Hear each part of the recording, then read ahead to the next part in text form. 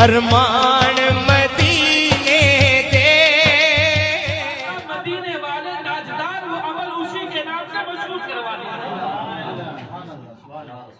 میرے پیارے آقا علیہ السلام کے تاجدار، آج ہم اور آپ سرکار اعلیٰ حضرت کی لکھی ہوئی نعتوں کو ہر محفل میں پڑھتے ہیں، اپنے بزموں میں، اپنی محفلوں میں نعرہ اس لیے لگاتے ہیں کہ اعلیٰ حضرت جہاں کہیں جس طرف کی بات کرتے ہیں وہ عشق رسول کی بات کرتے ہیں، عشق مصطفیٰ کی بات کرتے ہیں، مدینے والے آقا کی بات کرتے ہیں، اور جھوم اٹھے آپ ان اشعار کو سن کر کے اللہ اکبر۔ اعلیٰ حضرت ارشاد فرماتے ہیں سرور کہوں کی مالک و مولا کہوں تجھے، سرور کہوں کی مالک و مولا کہوں تجھے، باغ خلیل کا گل زیبا کہوں تجھے، ہرما نصیب ہوں تجھے امید کہتا ہوں، ہرما نصیب ہوں تجھے امید کہتا ہوں، اے جانے جا جانے تجلا کہوں تجھے، اے جانے جا جانے تجلا کہوں تجھے، لیکن رضا نے ختم سخن کس پہ کر دیا، لیکن رضا نے ختم سخن کس پہ کر دیا، خالق کا بندہ خلق کا آقا کہوں تجھے، خالق کا بندہ خلق کا آقا کہوں تجھے۔ میرے پیارے آقا علیہ السلام کے دیوانوں، 11ویں شریف کی محفل اتنی برکتوں والی محفل ہوا کرتی ہے کہ میں نے کتابوں میں فقط پڑھا تھا، لیکن ابھی چند مہینوں سے تقریباً 1 سال کے قریب کا یہ عرصہ ہو رہا ہے، میرے چند احباب نے مل کر یہ مشورہ دیا، ہم سبوں نے سنی دعوت اسلامی کے اراکین نے یہ خواہش کی کہ جو نوری محفل کمیٹی بمندیہا دارا رسول باغ کوبرا کو پرکھنڈ کو ملا کر بنایا گیا ہے، اس محفل کے ذریعے چونکہ ہم غلامان غوث اعظم ہیں، ان کی غلامی میں زندگی گزار رہے ہیں، ان کے ٹکڑوں پہ پڑھ رہے ہیں، تو ہم بھی اپنے مدرسے میں اس نوری محفل کمیٹی کے ذریعے 11ویں شریف کی محفل ہر مہینے منعقد کیا کریں گے۔ لوگوں نے سوچا کہ بھائی محفل ہونی چاہیے، تو غوث پاک اپنے مدرسے میں لنگر کا اہتمام کرتے تھے، ختم قادریہ کا اہتمام ہوتا، تو یہ اہتمام یہاں بھی کیا جائے۔ اللہ اکبر، جب اہتمام کیا گیا لوگ سوچ رہے تھے، خود میرے ذہن میں یہ بات تھی کہ 50 لوگوں کو ہر مہینے کھلانا، 100 لوگوں کو ہر مہینے کھلانا، 200 لوگوں کو ہر مہینے کھلانا بڑا مشکل کام ہے، لیکن ہر مشکلیں آسان ہو جاتی ہیں جب میرے غوث کا نام آ جاتا ہے۔ اللہ اکبر، لوگ شاہد ہیں، پیسے کہاں سے آ جاتے ہیں معلوم نہیں ہوتا۔ تقریباً 11 یہ جو مہینہ چلا ہے یہ 11واں مہینہ تھا، اور انشاءاللہ یہ جو مہینہ آنے والا ہے ہماری محفل کا 12واں مہینہ ہوگا۔ 12 مہینوں سے محفل ہر مہینے 11 تاریخ کو انوار مدینہ میں منعقد ہوتی ہے، اور کبھی 200 لوگ ہوتے ہیں، کبھی 250 ہوتے ہیں، کبھی 300 ہوتے ہیں، اور کبھی 350 کے قریب بھی ہوتے ہیں، اور الحمدللہ ہر ایک کے لیے لنگر کا اہتمام بھی ہوتا ہے، اور لنگر میں کوئی کمی بھی نہیں ہوتی ہے۔ میرے غوث ایسی جگہ سے انتظام کر دیتے ہیں کہ کسی کو کوئی مشکل بھی نہیں ہوتی ہے۔ میرے پیارے آقا علیہ السلام کے دیوانوں، اسی لیے فرمایا گیا لوگوں اللہ کے ولیوں سے سچی محبت رکھو، سچی عقیدت رکھو، اور جب 11ویں کا مہینہ آ جائے تو غوث پاک کے نام سے اپنے گھروں میں محفلیں سجایا کرو۔ میرے غوث پاک رضی اللہ تعالیٰ اسی محفل کی برکتوں سے تمہارے گھر میں جو مصیبتیں ہوں گی، جو تکلیفیں ہوں گی، جو بلائیں اور تکلیفیں پریشانیاں آنے والی ہوں گی، ختم قادریہ کی برکتوں سے غوث پاک کے وسیلے سے مولا ان تکلیفوں کو دور فرما دے گا۔ میرے پیارے آقا علیہ السلام کا دیوان، اور میں آپ کو بتاؤں یہ مشاہدات ہیں، پڑھی ہوئی باتیں نہیں کتابوں کی، یہ مشاہدات جو میرے ساتھ خود گزرے ہیں میں وہ آپ کے سامنے پیش کر رہا ہوں۔ ہمارے مدرسے کے قریب میں جو لگی ہوئی جو زمین تھی، یہاں پر مدرسے کے جو ہمارے صدر مقصود بھائی بیٹھے ہوئے ہیں، نعیم بھائی بیٹھے ہوئے ممبر کے طور پر، جن کی زمین تھی، ہم لوگوں نے کئی مرتبہ ان سے کہا کہ آپ زمین دے دیں بھائی، مدرسے میں جو ریٹ ہے، جو قیمت ہے، اس سے کچھ بڑھا کر آپ لے لیں، لیکن وہ بندہ تیار نہ ہوا۔ 5-6 سال پہلے سے بولا جاتا رہا، 5-6 سال پہلے سے اسے یہاں تک کہ اخیر میں ہم لوگوں نے سوچا کہ لگتا ہے کہ اب یہ دیں گے نہیں، تو ہم لوگ سوچے کہ بھائی اب ان کو تو دینا نہیں ہے۔ بہرحال جب سے ختم قادریہ کا اہتمام مدرسے میں ہوا اور محفل ختم قادریہ کا آغاز ہم لوگوں نے کیا، اللہ نے غوث پاک کے نام کی وہ برکتیں عطا فرمائی کہ جس بندے کے پاس پورے سب لوگ مل کر جاتے تھے کہ بھائی آپ مدرسے میں زمین دیں، وہ بندہ نہ کر دیتا تھا۔ ختم قادریہ کے 2 مہینے گزرے، تیسرے مہینے وہ خود ہی آیا اور کہا کہ آپ مدرسے میں زمین لے لیں، اور جو قیمت تھی اسے کم کر کے بھی دیا۔ یہ غوث پاک کی برکتیں ہیں، ختم قادریہ کی برکتیں ہیں۔ میرے پیارے آقا علیہ الصلوۃ والسلام کے تاجبانوں، اس محفل کے ذریعے غوث پاک رضی اللہ عنہ کے دل کی منشا یہ تھی کہ امت محمدیہ حضور سے قریب ہو جائے۔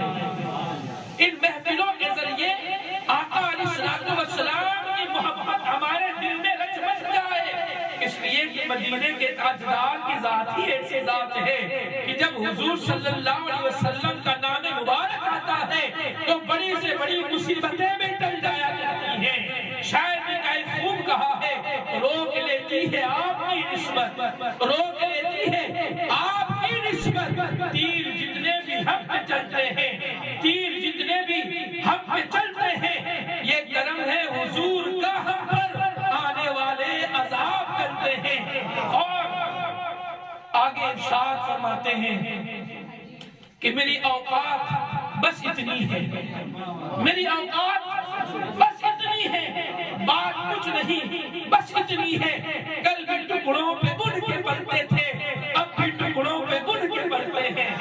اور وہ سمجھتے بولیاں سب کی، وہ سمجھتے بولیاں سب کی، وہ ان کنکروں کی بولیاں بھی سمجھتے ہیں جو کنکریاں ابو جہل کی مٹھی میں تھی، وہ ان کنکروں کی بولیاں بھی سمجھتے ہیں جو کنکریاں ابو جہل کی مٹھی میں تھی، وہ دلوں کے ان کیف و سرور کو بھی سمجھتے ہیں، دلوں کی ان کیفیات کو بھی ملاحظہ کرتے ہیں جو کیفیات ایک دشمن بھی اپنے دل میں بسائے حضور کی بارگاہ میں حاصل ہوتا ہے۔ میرے پیارے آقا علیہ الصلوۃ والسلام کے دیوانوں، شاید میں کئی خوب کہا ہے، وہ سمجھتے ہیں بولیاں سب کی، وہی بھرتے ہیں جھولیاں سب کی، وہی بھرتے ہیں جھولیاں سب کی۔ میرے پیارے آقا علیہ الصلوۃ والسلام کے دیوانوں، آقا علیہ الصلوۃ والسلام کی ذات اتنی عظیم ذات ہے کہ ہمیں اپنے نسلوں کو سچا عاشق رسول بنانے کی ضرورت ہے۔ جب ہمارا بچہ عاشق رسول ہوگا نا تو وہ عاشق اولیاء بھی ہو جائے گا۔ اولیاء کرام کا مشن ہی یہی تھا۔ جتنے بھی اولیاء کرام کی تاریخ کو آپ اٹھا کر دیکھیں، ہر ولی کا مشن یہی ہے کہ لوگوں کو آمینہ کے لال سے قریب کر دیا، مدینے کے تاجدار سے قریب کر دیا، اور یہی پیغام اعلیٰ حضرت نے ہمیں آپ کو دیا، یہی پیغام دیا ہے۔ میرے پیارے آقا علیہ الصلوۃ والسلام کے دیوانوں، ہم سب غلاموں کی یہ خوش قسمتی ہے کہ سرکار ہم میں تشریف لائے۔ حضور علیہ الصلوۃ والسلام نے آخری امت کو پسند فرمایا، یہ سرکار کا کرم ہے، اللہ کا فضل ہے کہ مولا نے ہمیں کسی اور امت میں نہیں بلکہ سرکار کی امت میں پیدا فرمایا، سرکار کی امت میں پیدا فرمایا۔ میرے پیارے آقا علیہ الصلوۃ والسلام کے دیوانوں، اس لیے کہ حضور اگر چاہتے تو جتنی امتیں پہلے ہم سے آ چکی ہیں نا، اگر آقا چاہتے جس امت میں آنے کے لیے اللہ آپ کو بھیجتا اس امت میں، لیکن سرکار نے آخری امت کو پسند فرمایا۔ میرے پیارے آقا علیہ الصلوۃ والسلام کے دیوانوں، اسی لیے شاعر نے کیا خوب کہا، ور عالم کے رحمت ہے کسی عالم میں رہ جاتے ہیں، یہ ان کی مہربانی ہے یہ عالم پسند آیا۔ اب اس کی دلیل بھی میں آپ کو بتاتا کہ حضور جیسا چاہتے تھے اللہ نے آپ کو ویسا ہی پیدا کیا، حضور جیسا چاہتے تھے اللہ نے آپ کو ویسا ہی پیدا کیا۔ حضرت حسان بن ثابت رضی اللہ تعالیٰ بارگاہ نبی کے عظیم شاعر ہیں. جب حضور کی بارگاہ میں پڑھتے آقا انہیں تحفے تحائف سے نوازتے بھی تھے اور ان کی تعریف و توصیف بھی فرمایا کرتے تھے. اللہ اکبر. ایک مرتبہ حضرت حسان بن ثابت رضی اللہ تعالیٰ حضور کے سامنے بڑا مشہور زمانہ عربی کا یہ نعتیہ کلام پیش کرتے ہیں. وَأَحْسَنُ مِنْكَ لَمْ تَرَ قَطُّ عَيْنِي وَأَجْمَلُ مِنْكَ لَمْ تَلِدِ النِّسَاءُ خُلِقْتَ مُبَرَّأً مِنْ كُلِّ عَيْبٍ كَأَنَّكَ قَدْ خُلِقْتَ كَمَا تَشَاءُ.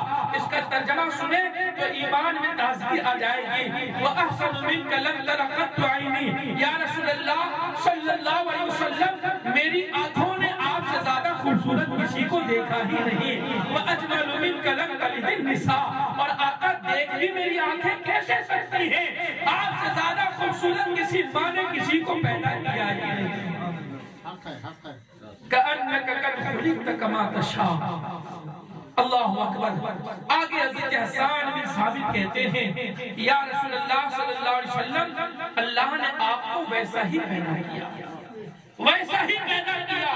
كَأَنَّكَ قَدْ خُلِقْتَ كَمَا تَشَاءُ. جیسا کہ آپ چاہتے تھے, آپ چاہتے تھے جو جیسی آپ کی منشا تھی, آپ کی منشا کے مطابق اللہ نے آپ کو پیدا کیا. تو حضور نے ہم غلاموں کو چاہا, آخری امت کو چاہا. اللہ نے آخری امت کا تاجدار میرے آقا کو بنایا, دونوں جہاں کا مالک بنایا ہے, کونین کا آقا بنایا ہے, دونوں عالم اور سارے عالمین کا جو ہے رحمت بنا کر اللہ نے بھیجا ہے آپ کو. میرے پیارے آقا علیہ السلام کے دیوانوں, ہم سب بڑے خوش نصیب ہیں کہ اللہ نے اپنے محبوب کو امتی بنا دیا. اس لیے اس امت میں آنے کی انبیاء نے خواہش کی تھی. میرے پیارے آقا صلی اللہ علیہ وسلم کے دیوانوں, جب انبیاء نے خواہش کی تھی, ہم نے کوئی خواہش نہیں کی. اللہ کا یہ کرم ہے کہ اللہ نے اپنے محبوب نبی کا امتی بنا دیا. اور جب یہ خوش قسمتی ہمیں حاصل ہو گئی ہے تو اب ہمیں چاہیے کہ ہم اس عشق نبی کی شمع کو اپنے دل ہی میں بسا کر نہ رکھیں, بلکہ اپنے آنے والی نسلوں تک یہ شمع کو پہنچانے کی کوشش کریں. یہی بزرگوں کا مشن ہے. صاحب کچھوچا ہو, صاحب اجمیر ہو, صاحب بغداد ہو, جتنے بھی اولیاء ہیں, اور ایک ولی کا مشن یہی ہے کہ اللہ کے بندے محبوب کبریا سے قریب ہو جائیں, حضور کی ذات سے قریب ہو جائیں. اور ہم سب کا مشن بھی یہی ہونا چاہیے. الحمدللہ نوری محفل کمیٹی جو آپ کے رفیع گنج میں بھی قائم ہوئی ہے, ایک محفل شروعات میں انور بابا شفیع صاحب کی خانقاہ میں منعقد ہوئی تھی, اور اسی کے ساتھ ساتھ جو یہ محفل آپ کے راجہ بغیچہ مدینہ مسجد میں منعقد ہوئی, آج بھی ہونے والی تھی, لیکن پتہ چلا کہ حضرت کے گھر پہ ختم قادریہ ہے. تو ہم نے کہا نوری محفل, ساتھیوں نے مشورہ کیا کہ پھر کبھی ہو جائے گی, لیکن 11ویں کا مہینہ تو بار بار نہیں ملنے والا, اور پھر حضرت کے گھر پہ محفل ہے تو آج یہیں پر یہ محفل جو ہے منعقد کیا جائے اور ختم قادریہ ہی کی محفل میں شریک ہو جائے. میرے پیارے آقا علیہ السلام کے پیادیوانوں, اللہ کی بارگاہ میں دعا کرتا ہوں کہ مولا عز و جل ہمیں آپ کو ختم قادریہ کی جو محفلیں جہاں بھی ہوتی وہاں شرکت کی توفیق عطا فرمائے. تھوڑی دیر کے لیے صحیح, لیکن آپ ضرور جو ہے جایا کریں. میرے پیارے آقا صلی اللہ علیہ وسلم کے پیادیوانوں, مجھے سن کر بڑی خوشی ہوئی ہے کہ الحمدللہ رفیع گنج میں چند سالوں سے ختم قادریہ کی محفل بڑے عروج پر ہے. اللہ تعالیٰ ہمارے یہ یہاں کے جو علماء کرام ہیں, حفاظ کرام ہیں, ان کے علم و عمل میں برکت عطا فرمائے. حضور مفتی اعظم ہند علیہ رحمت الرضوان کے ان چند اشعار پر اپنی گفتگو ختم کرتا ہوں. آپ ارشاد فرماتے ہیں, بڑا محبتوں بھرا یہ شعر ہے کہ بخت خفتہ نے مجھے روضے پہ جانے نہ دیا, بخت خفتہ نے مجھے روضے پہ جانے نہ دیا, چشم و دل سینے کلیجے سے لگانے نہ دیا, اور میرے اعمال کا بدلہ تو جہنم ہی تھا, میرے اعمال کا بدلہ تو جہنم ہی تھا, میرے اعمال کا بدلہ تو جہنم ہی تھا, میرے اعمال کا بدلہ تو جہنم ہی تھا. میں تو جاتا, میرے سرکار نے جانے نہ تو جاتا میرے سرکار نے جانے نہ دیا۔ میرے پیارے آقا علیہ الصلوۃ والسلام کے کاتبانوں، جو نبی ہم غلاموں سے اتنی محبت کرتے ہیں تو ہم غلاموں کا بھی یہ فرض ہوتا ہے سچی غلامی کا ثبوت پیش کریں۔ السلام علیکم ورحمۃ اللہ تعالی وبرکاتہ۔